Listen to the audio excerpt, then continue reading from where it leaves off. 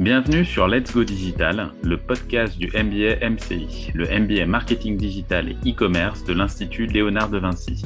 Je m'appelle Ludovic et dans cet épisode, nous allons parler de l'utilisation des technologies immersives dans le domaine de l'art. On commencera par quelques données business sur ce marché florissant, puis nous aurons la chance d'accueillir Christophe Bourgeois, cofondateur de Wherevart, une plateforme web qui donne accès à de nombreuses visites virtuelles de sites culturels issus des 4 coins du monde. Tout d'abord, ce qu'il faut garder à l'esprit, c'est que le développement des technologies immersives a pendant longtemps été l'apanage de quelques industries, comme l'aéronautique ou l'aérospatiale. Elle s'ouvre aujourd'hui à un registre beaucoup plus large d'activités. Les jeux vidéo, l'univers du gaming, bien évidemment, des usages industriels, mais aussi dans le commerce, l'immobilier, la culture et bien d'autres encore. Cette popularité croissante s'explique par la démocratisation de la technologie, avec l'apparition d'équipements grand public à des prix abordables, des équipements plus adaptés, plus légers et une plus grande accessibilité pour des publics non expérimentés. Ensuite, le déploiement de la 5G, qui va permettre de recevoir d'importants volumes de données et d'optimiser le temps de chargement des contenus. Enfin, la multiplication des cas d'usage en B2B, en B2C, qui témoignent du potentiel identifié dans tous les secteurs de l'économie. Les perspectives d'évolution du marché des technologies immersives sont extrêmement encourageantes. L'Institut IDC évoque un taux de croissance moyen de 20% par an entre 2016 et 2019. De son côté, le cabinet Bearing Point table sur un doublement du marché mondial en 2023 avec des revenus qui atteindraient 43 milliards de dollars. Un second doublement du marché est prévu à nouveau en 2025 avec des revenus qui atteindraient cette fois 86 milliards de dollars. Au niveau européen, les revenus atteindraient 32 milliards d'euros en 2025, un marché tiré par l'Allemagne, le Royaume-Uni, puis la France. La France se positionnant comme le 6e marché mondial derrière les États-Unis, le Japon, la Chine, l'Allemagne et le Royaume-Uni. Vous l'aurez compris, les technologies immersives sont en pleine expansion et rentrent aujourd'hui en phase de maturité. Elles trouvent un champ d'expression très large qui dépasse le simple divertissement. Preuve en est le déploiement de ces nouvelles technologies dans les secteurs de la culture et de l'art. Et pour nous en parler, j'ai le plaisir de recevoir Christophe Bourgeois, cofondateur de Wherevart. Bonjour Christophe. Bonjour Ludovic. Merci pour ta participation à ce podcast. Je sais que tu es très occupé, donc je te suis d'autant plus reconnaissant d'avoir pu te libérer pour cet échange. Christophe, on va commencer par le commencement. Je vais te demander un petit peu de te présenter, nous présenter ton parcours d'entrepreneur. Alors, tout d'abord, ravi de pouvoir vous présenter effectivement nos dernières initiatives et cette belle plateforme. Ça fait une dizaine d'années que j'entreprends effectivement dans le digital, la production de contenu et la réalité virtuelle. Aujourd'hui, on va parler de Wherevart et de Notorio principalement, mais précédemment, j'ai passé une dizaine d'années dans l'édition, le conseil, les agences digitales et les médias. Ce qui m'a donné effectivement les bases de réflexion pour pouvoir lancer des nouveaux projets qui me tenaient à cœur et dans l'univers notamment start-up et production. Et alors Christophe, du coup, comment est née cette formidable aventure Wherevart ? Alors, Wherevart, qui est aujourd'hui effectivement le site référent de la visite de lieux culturels à distance, est né de deux choses. La première, c'est que avec les cofondateurs, nous avons lancé il y a 6 ans un studio de production de réalité virtuelle qui permet la visite à distance de différents lieux. On opère principalement dans l'art, la culture, le patrimoine, mais aussi dans le retail et l'industrie.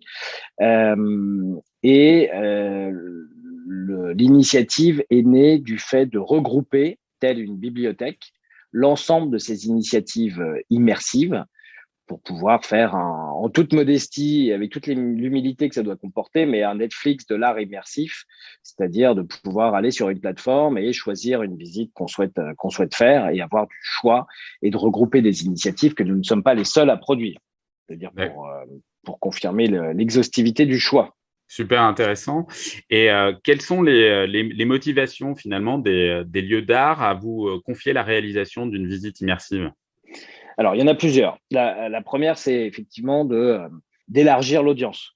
Ils sont tous confrontés à, effectivement, hors pandémie, on en reparlera, parce qu'effectivement, l'initiative s'inscrivait bien avant dans la roadmap, bien avant la pandémie. En revanche, pour les lieux d'art, c'est diversifier son public et surtout élargir l'audience. Un visiteur web sur un site qui va accéder à la visite virtuelle sera comptabilisé comme un nouveau visiteur ou comme un visiteur complémentaire, car les motivations pour ces visiteurs sont multiples.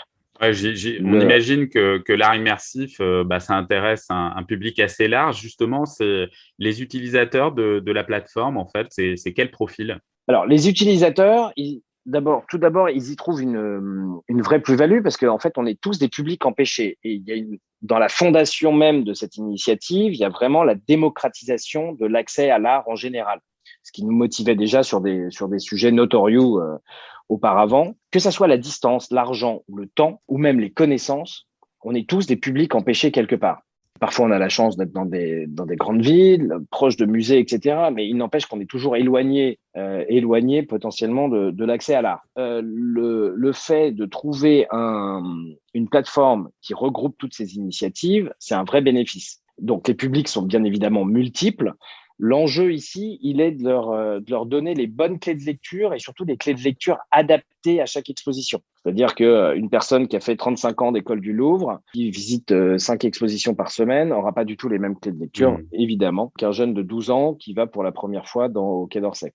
Donc, c'est intéressant. Je sais que la liste est longue, mais est-ce que tu pourrais nous parler de quelques exemples de réalisation d'expériences immersives que Wherevart a d'ores et déjà pu réaliser? Bien sûr. Alors, on en a une très emblématique qui s'est fait l'année dernière, qui a été l'abbaye du Mont-Saint-Michel, qu'on a modélisé en intégralité, et donc avec le Centre des Monuments Nationaux, donc qui gère une centaine des plus gros lieux patrimoniaux français. L'objectif était ici multiple. Il était de produire la modélisation de l'abbaye et d'en donner du coup sa visite à distance, mais surtout pour un public scolaire.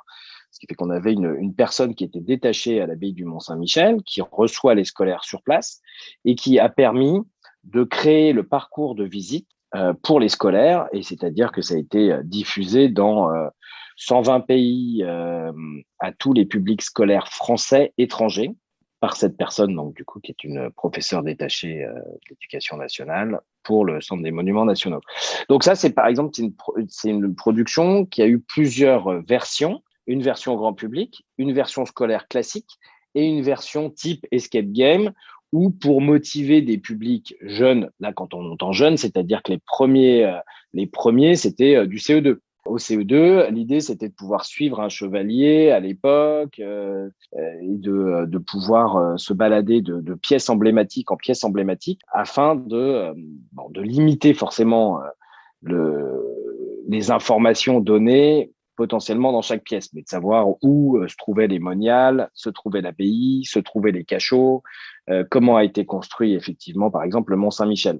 Donc ça, c'est une production très emblématique et qui touche à peu près à tout ce qu'on souhaite sur l'accès à l'art, les connaissances, etc. Et ce qui fait vraiment la valeur déjà des productions notoriaux et encore plus de cette plateforme Wherevart.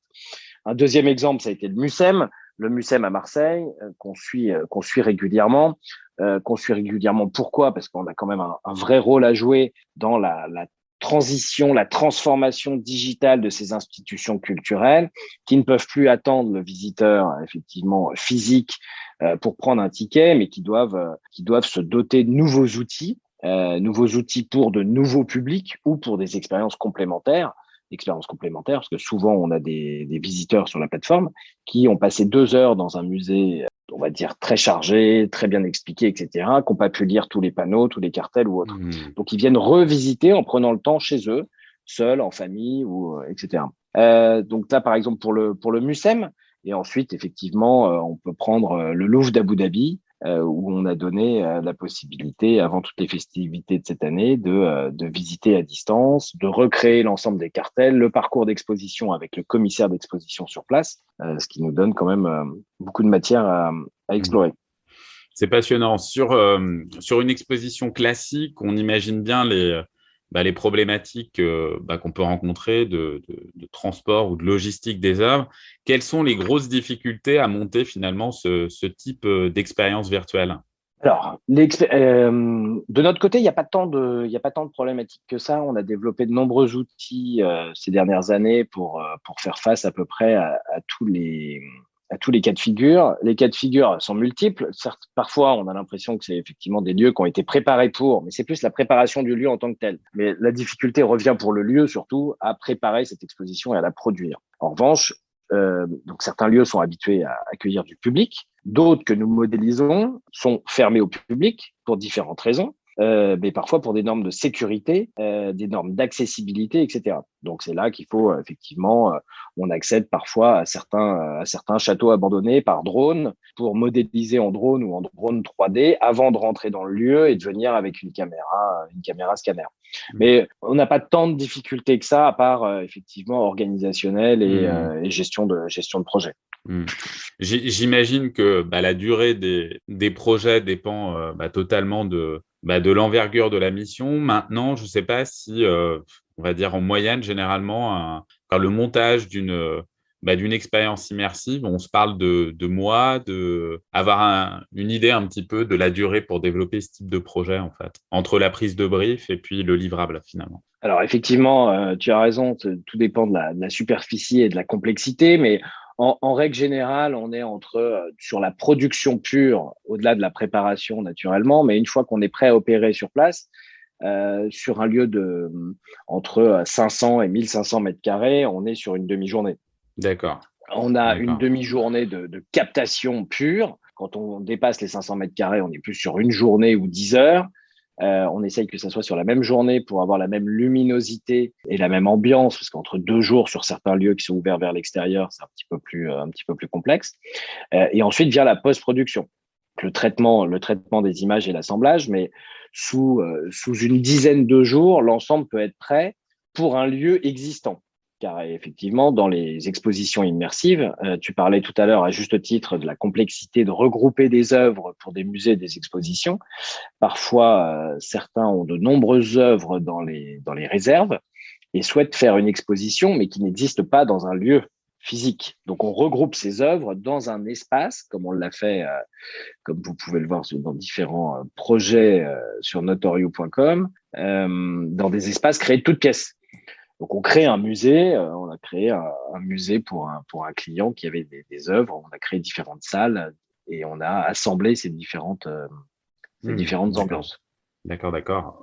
On imagine des grosses productions finalement derrière ces différentes expériences. Est-ce que tu pourrais nous donner un ordre de grandeur de tickets moyens pour finalement développer ce type de projet? Alors, le ticket moyen, il faut forcément qu'il soit lié à une complexité et une superficie, mais car on a des projets de 2 000 euros à 150 000 euros. Donc effectivement, donc le ticket moyen médian en fait aurait pas de sens. En revanche, pour un musée, on va dire qu'une modélisation simple, on commence à avoir des projets, on va dire simples et de petite surface à partir de 3 000 euros. Ensuite, on ajoute à ça quand même le traitement éditorial et le traitement de l'ensemble des supports, des formats supportés, etc. Et donc, en termes de résultats, alors je ne sais pas si tu l'as donné tout à l'heure, mais la date de création de Wherever Art? Alors, la date de création officielle, effectivement, c'est 2019 sur le papier, plateforme en construction entre 2019 et 2020, et qui a pris effectivement un essor plus rapide et plus vaste forcément pendant les différents confinements liés à la pandémie. Et donc, en termes de résultats, aujourd'hui, vous en êtes où? Alors, en termes de résultats aujourd'hui, il y a plusieurs aspects. Effectivement, on a plusieurs milliers de visiteurs qui viennent, même depuis la pandémie, même si effectivement, pendant les confinements, ça a été une grande occasion d'occuper un large public. Scolaire d'un côté, public professionnel de l'autre pour des visites de musées à distance et des publics personnels qui viennent pour leur plaisir, en loisir, mais aussi des publics professionnels parce que ça a été un outil pour les professionnels pour faire visiter leur lieu, pour faire visiter leur musée à d'autres professionnels du monde entier. Par exemple, imaginez-vous qu'une exposition voyage. Donc, un commissaire d'exposition à Venise qui va recevoir l'exposition qui aujourd'hui est à Marseille a besoin de visiter cette exposition. Donc les visites se sont maintenues, l'intérêt tant des institutions culturelles que du public également. Les chiffres sont assez variés, ça dépend quand il y a une sortie, on va dire, d'une exposition un petit peu phare, mais on est à plusieurs milliers de visiteurs effectivement par semaine. Donc on sent bien en tout cas les les possibilités offertes par la réalité virtuelle, la réalité augmentée, les réalités mixtes. Quelles sont, Christophe, pour toi, les expériences immersives innovantes à venir? Si on se projette un petit peu dans le futur, dans le domaine de la culture, qu'est-ce que tu entrevois? Alors, alors, il y a deux réponses. Il y a une réponse en réalité virtuelle et une réponse en réalité augmentée. Nous, aujourd'hui, les sujets qu'on adresse et qu'on travaille en développement, c'est d'accompagner le visiteur. Donc, aujourd'hui, le sujet, c'est un guide virtuel. C'est de pouvoir accompagner le visiteur en live avec un avatar, que ça soit par exemple, un commissaire d'exposition ou l'artiste lui-même quand il fait sa propre exposition ou quand il est disponible. Donc, c'est vraiment le côté live, le côté interaction aujourd'hui qui est la première innovation à traiter. Au-delà d'effectivement de pouvoir, c'est le deuxième point, dans un musée, avoir des œuvres qui s'affichent en réalité augmentée et qui permet des clés de lecture en fonction des choix du visiteur. Donc c'est l'interaction, clairement, et intéresser les publics. Mais intéresser les publics, par exemple, une visite au MUMSEM à Marseille, on discute de le faire, par exemple, avec un soprano pour intéresser un public plus jeune. C'est-à-dire de casser un petit peu les codes, d'avoir une lecture un petit peu plus adéquate, un petit peu plus moderne, parfois, que certains commissaires d'exposition. Et pour toi, les défis à relever pour généraliser l'utilisation de ces technologies numériques dans le domaine culturel? Le défi numéro un, c'est l'intérêt. C'est susciter l'intérêt, parce qu'on a beau avoir des centaines et avoir produit nous-mêmes des centaines de visites virtuelles, c'est de susciter l'intérêt et cette interaction-là. C'est-à-dire on pourra toujours faire des super productions.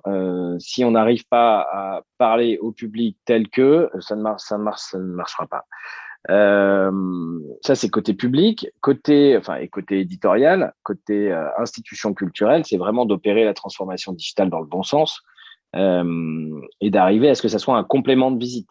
L'idée ici, c'est pas ni de contrer une pandémie et d'installer un modèle économique dans un confinement potentiel futur de différentes pandémies. L'idée, c'est vraiment que ça soit un complément. On remplacera jamais la puissance d'une œuvre avec une visite in situ. On remplacera jamais ce qu'on peut ressentir aux abords d'une pièce ou d'un mur, d'un vieil édifice dans le patrimoine. En revanche, c'est vraiment de le traiter comme un complément et comme une expérience à part entière. C'est très clair. Et ça, c'est vraiment le point important. Et du coup, aujourd'hui, après l'Opéra Garnier, la grotte de Lascaux, la Tate moderne de Londres, le Musée national de Tokyo ou encore le Mémorial de la Shoah à Paris, est-ce qu'il y a des expériences virtuelles aujourd'hui que tu aimerais réaliser? Quels seraient en fait tes alors, vœux? il y a mes vœux, on en a plein. On en a plein et de diverses manières. On a des rêves complètement fous. On adorerait faire, je sais pas, le Taj Mahal, par exemple, des temples reculés dans des montagnes où là, l'expérience, au-delà de la faire sur mobile, sur tablette, sur ordinateur, au casque de réalité virtuelle pour se sentir comme sur une montagne dans un temple bouddhiste ou autre. Ça serait fabuleux, faire un Taj Mahal ou toutes les merveilles du monde. Mais on a un vœu qui est un petit peu plus réalisable, qui est surtout dirigé vers les lieux de patrimoine qui sont fermés au public toute l'année, pour plein de raisons économiques, sécuritaires ou autres, ou non exploités. Et c'est à chaque fois que vous passez devant un lieu, quand vous êtes en voiture, en famille, en week-end, et vous dites c'est dommage, effectivement, c'est fermé, ça a l'air dingue de pouvoir visiter ça. Et même dans son état le plus brut, on adorerait pouvoir faire encore plus de lieux comme ça pour en donner la visite. Et parfois même, voir avec les propriétaires, et c'est ce qu'on fait déjà parfois, mais propriétaires qui soient publics ou privés, pouvoir générer une collecte de fonds et de dons pour restaurer ces lieux, pour en donner la visite ensuite, la possibilité de visite ensuite.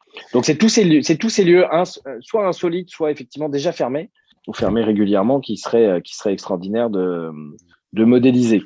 Et ce qui viendrait aussi compléter cette bibliothèque, cet agrégateur de visites virtuelles.